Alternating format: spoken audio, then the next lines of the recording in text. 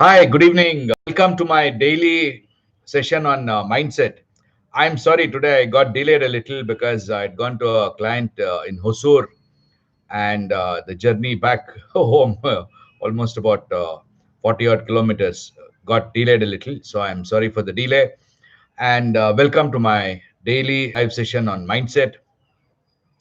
As I've been doing this week, I'll start with the weekly sharpening theme first, and then talk about what mindset is, and then explain uh, today a little more on the weekly topics as far as the quarterly business plan is concerned. I'm sure you've done that, and the daily meeting I would take a very quick glance. So let me start with the daily with the weekly sharpening theme for today, which is about teams, sharpening on team management, teams, and what teamwork is all about.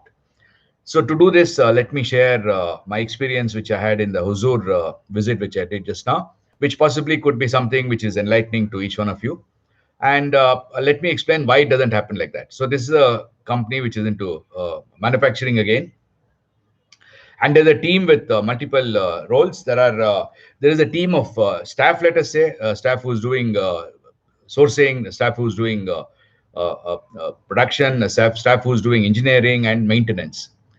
In that case, like it is a case in any company, most of the companies, the production guy is running behind the materials, the purchasing guy is trying to see in what best way he can plan, he can organize the materials, and the production guy is constantly at the door waiting for the next load to come in so that he can assemble the parts.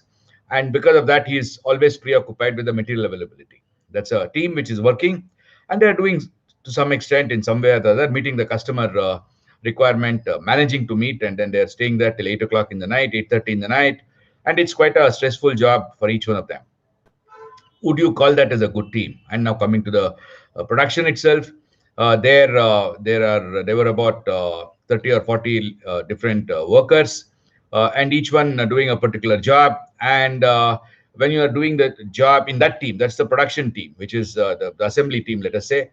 And in that team, one person is working at, let us say, a cycle time of 30 seconds, or he's able to complete the job one cycle in 30 seconds. The next person can do it in 45 seconds. The person after that can do it in 10 seconds. And therefore, there is a huge mismatch between the cycle times. And this mismatch is leading to material getting piled up in between the workstations. To avoid that, like what Henry Ford did long time back, there is an assembly line, which means that the assembly line has to stop now and then because the material gets piled up and there is no place to store more material. And so some people are not fully occupied, some people are fully loaded. That means the load distribution is not uniform. Again, another example of a team. Now, my question to you is, do you think that is something which is right? I'm sure the answer would be no, because it's not possible that the production guy is waiting for the material and the purchasing guy is not sure what the plan should be. And is that a good team? Is that teamwork? I would like to mention that as far as the teams are concerned, the biggest and the most important thing is to engineer a team. I will define my definition of engineering now. Engineering, as we understand, each one of us call ourselves as engineers. I also call myself as an engineer.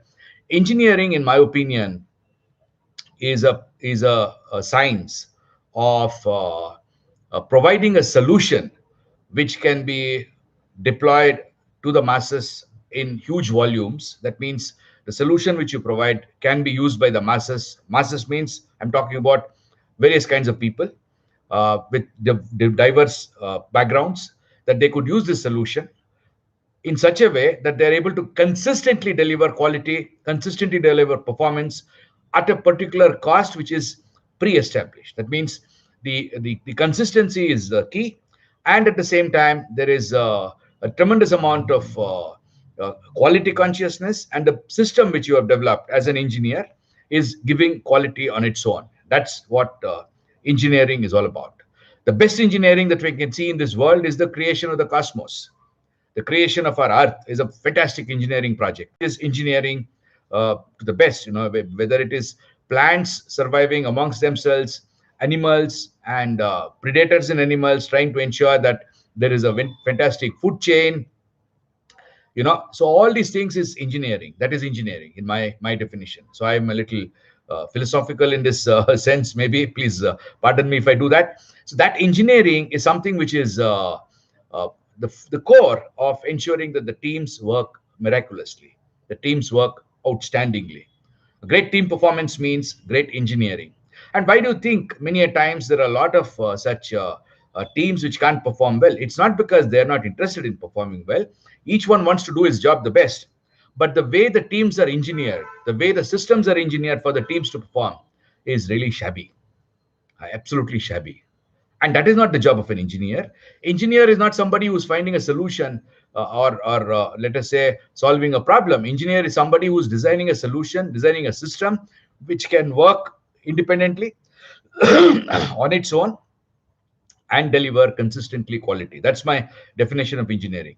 And why is this engineering missing in the teamwork? It's basically because of the mindset. That's where I come to.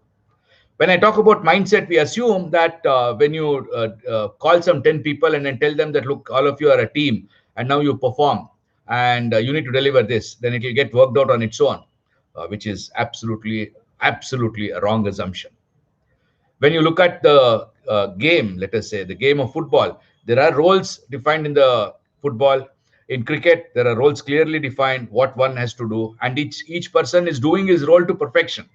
It's not that he's trying to somehow tag along. Of course, there are people of that kind too, but then they don't survive for long. I'm talking about a well-performing team, a well-oiled team. There, the roles are clearly defined. And I remember another example which I want to quote another client of mine whom I had visited on Wednesday, and there it works like a clock. They don't have any magical or any complex hardware. It's a very simple product. Is extremely simple. It's a fast-moving consumer good, and there is no big science or rocket science in assembly of that or manufacturing of that. It's very simple, extremely simple. I don't want to mention the product nor the company for confidentiality reasons, but it's a very simple product. There is no rocket science, but there is a huge supply chain, and in the supply chain there are roles very clearly defined. Somebody is constantly giving material, somebody is constantly producing it. Moment the production gets over, somebody comes there to check whether the quality is correct or not. It's happening in a very clockwork, like a mechanism, something like an orchestra. And to orchestra, you have an engineer who's doing the orchestra, right? That's the conductor. And if it's a music performance, then there is again somebody who is choreographing that music and making sure that all the instruments are being played at the right time. And there the roles are very clearly defined, and what one has to do is defined, and when one has to do is defined. If you look at the great songs, great music done by A.R. Rahman, for example, I'm sure A.R. Rahman would not be allowing the drummer to drum whenever he wants, or the flutist to play whenever he feels that he has to play the flute. Doesn't happen that way at all. There is a huge amount of effort involved by each of them to perform to the perfection when they are called for to perform. And that calling for to perform is a rhythm, and that rhythm in the case of music is set by the rhythm, which is what you call as the tala in the Indian terminology. And this tala is the one which sets the rhythm for the particular song. And once the rhythm is set, then everybody performs to the rhythm at the particular point when they're supposed to be performing. And that's what magic, and that's what very pleasing to the ear is. Imagine some set of people who are going to be drumming, who are going to be playing a violin, who are going to be playing a veena or a flute or a saxophone to that perfection, but they're on their own world. They are doing on their own way of doing it, and there is no synchronization between the each musician. And does it please sounding? That does it? Does that sound pleasing to your ears? It's really atrocious, isn't it? It would sound like noise, and it doesn't really be very pleasing at all. And whose job is it to do that? Is it not the job of the choreographer? Choreographer is an engineer, a great engineer, because he's engineering music. And that's what engineering is all about. And in work, many a times in companies, we forget that engineering role, totally forget it, and allow the team to perform because they have to perform on their own. Allow them to perform. Imagine getting 10 guys who are 10 fantastic musicians together and tell them that now you play a song together, perform, let's see. That won't work. It won't work at all. You need a choreographer, and the choreographer is the engineer there. Similarly, in companies when you have got teams. I'm not sure how your teams are working. I don't know whether you've observed that. Just stand away and then look at what is the rhythm there. With what rhythm are they working? Is there a rhythm at all? Or is there something which is just ad hoc? Somebody works for some time, stops, and some other person works. Or is there a role defined? Is there a clarity as to who is to do what? Is that something which is understood by everybody? Is everybody trying to make sure that the other is understanding that they're performing their role to the best? These are all the questions which I have got. I don't have answers, because to give an answer, it definitely takes a long time. You can call me, write to me, dinakar@samuthána.com. I'll give you the answers, give you the solutions. And for that, I need to come and see. I believe in seeing. I believe in visiting Gemba. In Japanese, they call it as Gembutsu. Gembutsu means you go to the place where the action happens, look at it. I can only see and then tell you. So I can't really give you an answer just like that. But I can give you the answer. That's what happened today in that shop. They were really excited. And we did a very simple simulation of how the rhythm can exist. And with three operators working. And of course, the cycle times were not matched. So that the one is working faster, the other one working slower. Therefore, the one who's working faster would only work for, let us say, 40% of the time, whereas the one who is working slower would work for 100% of the time. But still, there was a rhythm, a continuous flow, a continuous seamless flow. If you look at it, it looks like magic. It looks like looks like music being done, And I don't remember. I don't know whether you remember when we were in, I think, college, or maybe I just then joined work. When the TV had just then come, there was a ad made by Honda, I think Honda scooters, where they showed their assembly line, how it is being done. Fantastic it was. Superb. In terms of that's the magic which I am talking about. And that magic can happen if it is engineered well, not because people are either smarter there, or because the product is easier, or the work is easier, or work is complex. It's all about engineering.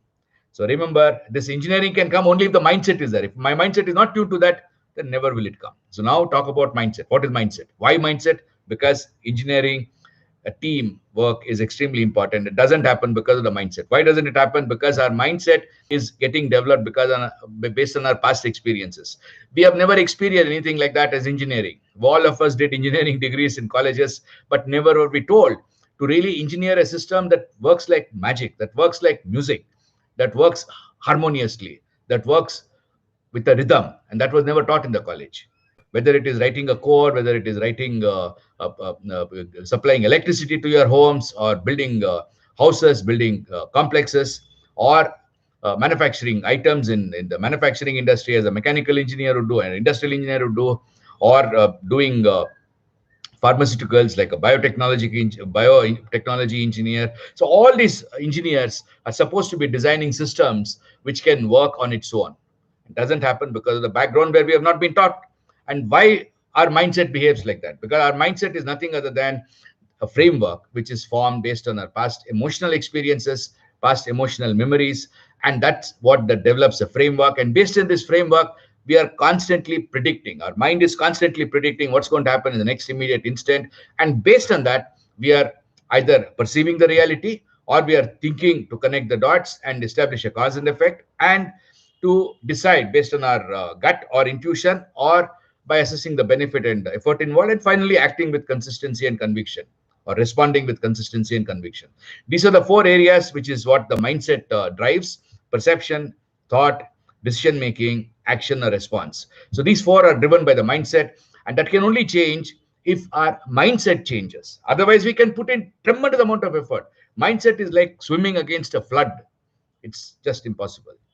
Because it's possible though, but it's just impossible. It's like a mission impossible, but it could be possible. Of course, for people like Tom Cruise in Mission Impossible, it's possible, but it's not easy at all. And therefore, changing the mindset is extremely necessary. How do we change mindset? Two ways.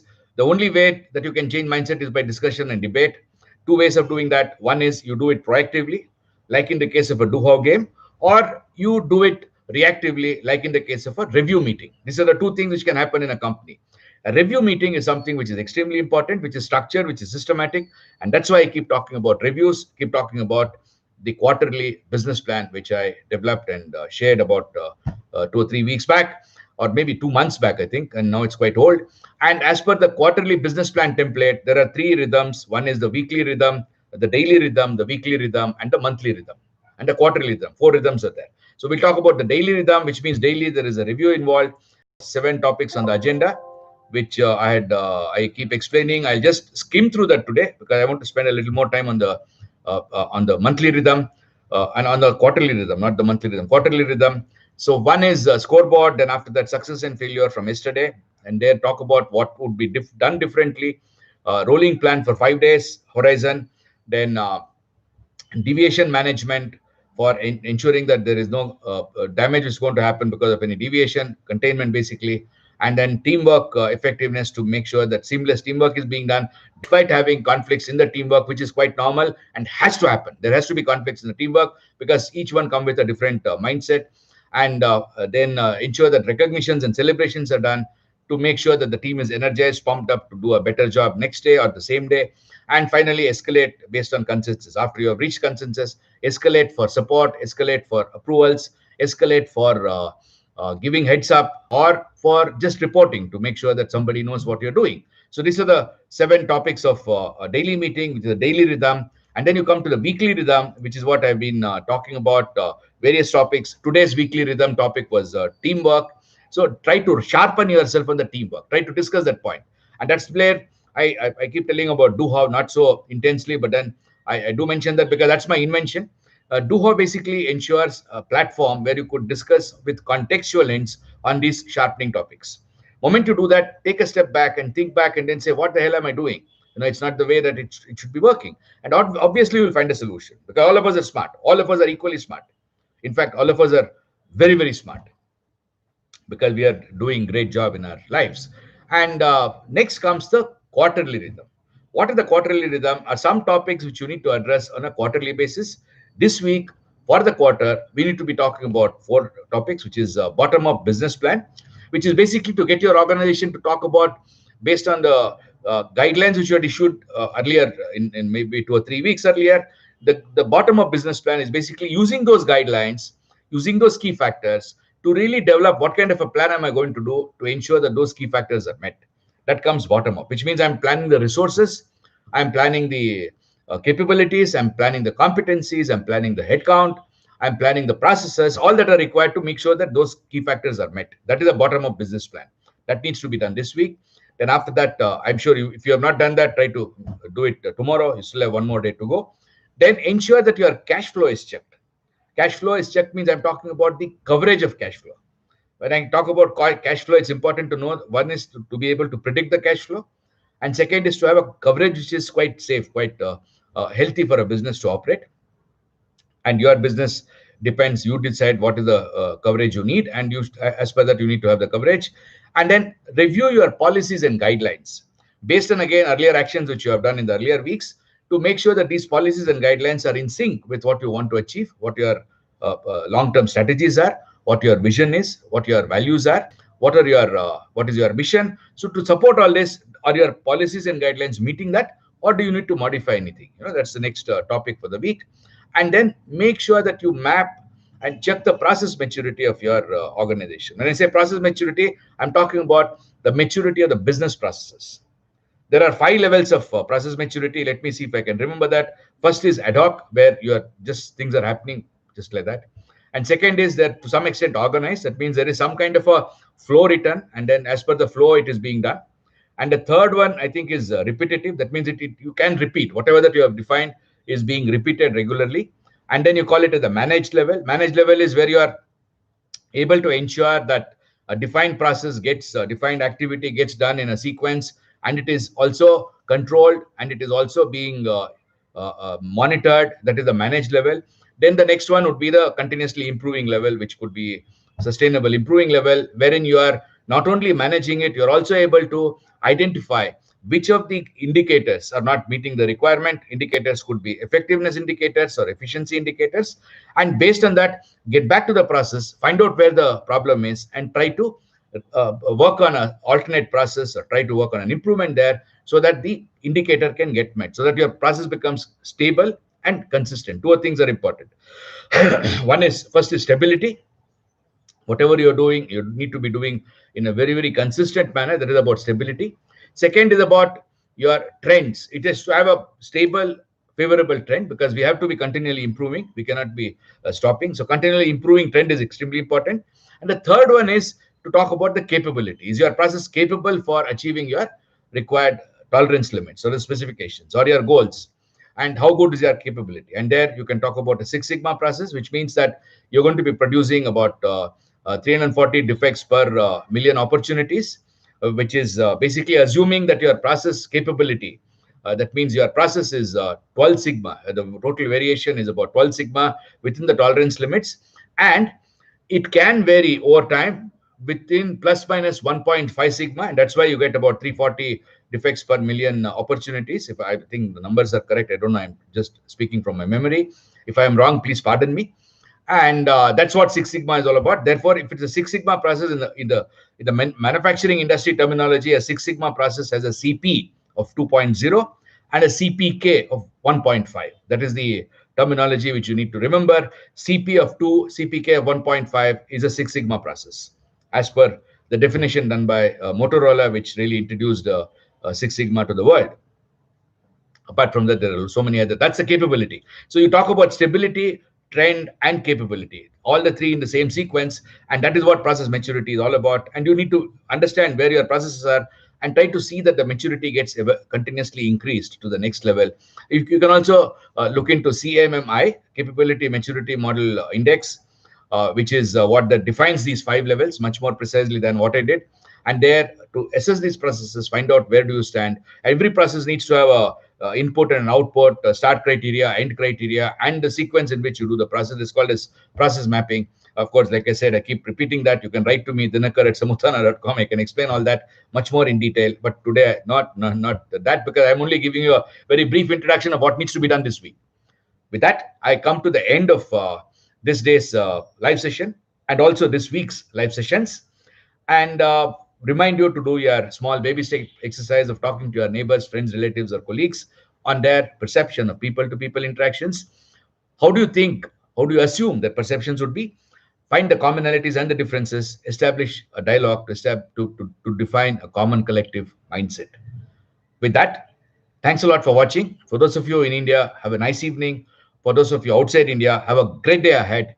And remember to register to my webinar this Sunday. I'm going to be talking about 7 business chakras, which is my discovery. Again, a lot of things I keep discovering. That's another discovery. For that, you need to go to dinakarmurthy.com, dinakarmurthy.com. And then there is a webinar link there. Click on the webinar link and register. Thanks a lot for watching. Have a nice weekend. See you again on Monday, more or less the same time. And goodbye.